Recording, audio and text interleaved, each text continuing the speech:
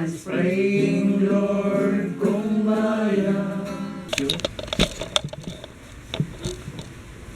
In scouting, he also played a very important role, first as scout master, then later became the council scouting commissioner for Round Rock. At the same time, one of the Boy Scouts of the Philippines Summer Council training team member. The entire scouting family of the Boy Scouts of the Philippines is try to leave this world a little better than you found it.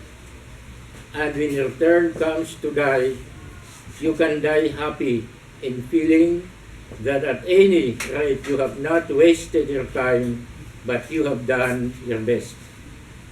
Be prepared in this way to live happy and to die happy, or stick to your scout promise always, even after you cease to be a boy, and God help you to do it. Unquote. From dust thou art to dust returneth. As he lived, so he had died. This is so to all of us, to pass to the cycle of living and dying. For this is the will of God, our Creator, and the greatest Scoutmaster. He knows where to guide us, both here on earth and to the life hereafter. Very soon you will be gone from here. See then how matters stand with all of us. A man or a woman is here today, and tomorrow he or she is gone, where to die immediately. As God had commissioned the scouter Cesar del Rosario as a unit leader, scouting program commissioner, a trainer, and a woodbine soldier, in order to serve thousands of boys and other scouters as well. God in his infinite wisdom had also commissioned him the nobler and more sublime obligation to those waiting souls in heaven's eternal camping ground. It is then fitting to mention his beloved wife, Carolina, mom, or anybody from the family, for just short, message.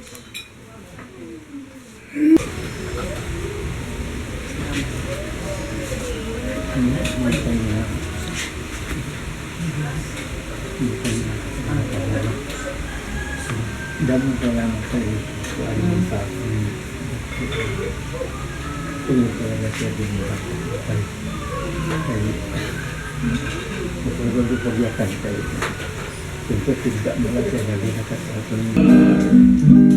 Better far that you light, just one little candle, all you need is a tiny spark.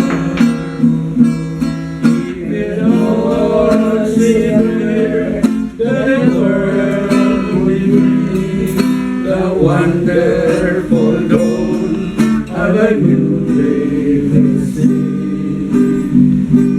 And if everyone lit just one little candle, the brighter this would be. Let me recall once more the ideals for which Cesar had lived and died for. Picture, if you will, as he stands before and dedicating officially for the last time those noble words of the scout oath. Listen again for a while to those beautiful yet meaningful words.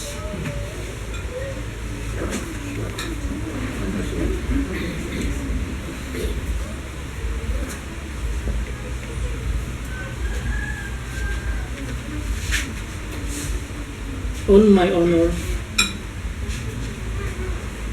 to be a man of honor, one must stand for something that is right. The repeated words of wisdom says, Scout Cesar was indeed a man of honor, a nice man of the Scout of the Philippines. I will do my best. The concept of doing one's best is eloquently put up by the late Theodore Roosevelt and said, in the battle of life, it is not the critic who counts but the man who the best heroes at the end. The triumph of the high achievement at the worst. If he fails, at least fails, while daring greatly to his place, shall never be with those timid souls who have never tasted victory or defeat. This Cesar is in his lifetime. To do my duty, first to God, as one of the cherished obligation, not how one worship Him, but an abiding faith, an expression of belief in Him, the one's Creator, and Cesar, time again have demonstrated the faith of God by the way He comforted Himself.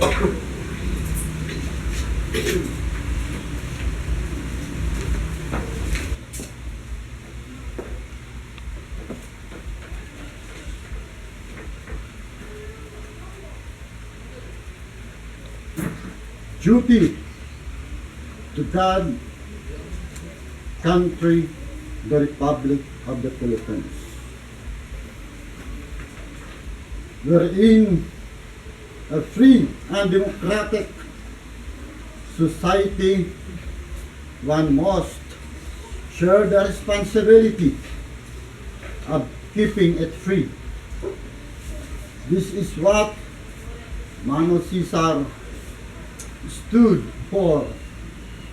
Trabaho muna, bago sarili, when he was still in the service. And at the Bsp Summer Council, serving as a council trainer, wherein he hates to be late in any way, an attitude he got as a scout to help other people at all times. A concept which takes a man out of this way and involves himself. He said to the young cadets, I thought, the shadows are lengthening on me. The twilight is here. My days of old have vanished to dawn and ten. Hey, have gone ringing in my ears. Duty, honor, and country.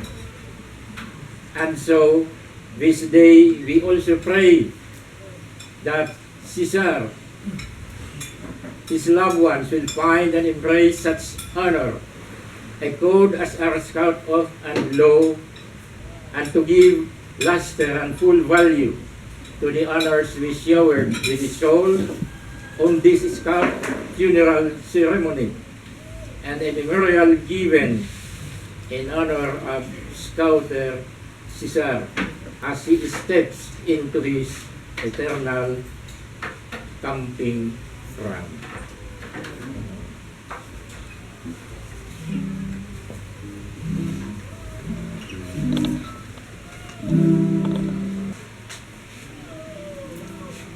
Scout is trustworthy.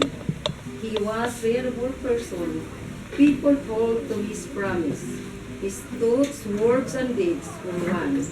He had integrity with himself. He was transparent in all his dealing with others. He tells never lies, nor half-truths, just to build him. He was well-anchored person and was wholly confident. Loyal. His loyalty first and foremost was to God, then to the Constitution, then for which he stands. Because of this loyalty, people were always depending on him. Helpful. He was always ready to render assistance to anyone in need. He helps others stand in their own. However, he do not tolerate indolence or independence. He did not encourage militancy. Friendly, he was a friend to all. He cared for people and was very supportive of whatever was good. His friendship, however, was not one which tolerates the commission of what was wrong. He would rather see a friend suffer reprimands and penalties than to allow him to develop an healthy character or destroy himself by going against what was just. The preservation of God's creation. Obedient. Sir Cesar respects God's commandments and all instructions, action, laws, and ordinances from local authorities, his superiors and his elders. He may disagree with the stand of others and argue others. He stand passionately and intensely. However, once a decision was made, he obeyed cheerfully as though it was his own, provided that such instructions were not violative of social and criminal norms. Cheerful. Sir Cesar was a happy companion and was full of joy and a good sense of humor. He smiles and laughs in the most difficult situations.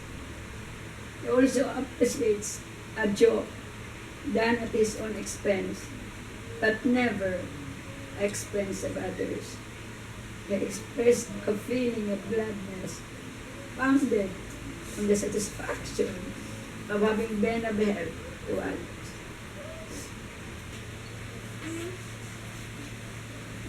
Thrifty. Sir Cesar was frugal and saves for whatever will be of great importance and necessity in the future. He did not spend beyond his means. He did not depend on dole-outs nor leave his financial needs to luck, but preserves and work hard to earn his pay. He relied more on the use of his God.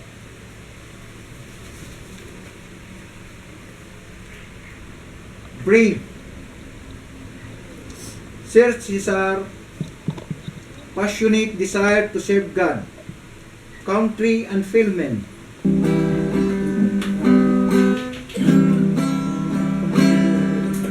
Now we are parting. Our hearts are breaking.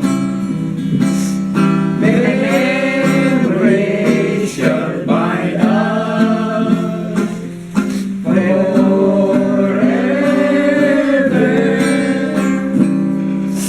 May God lend us, guide us, and bless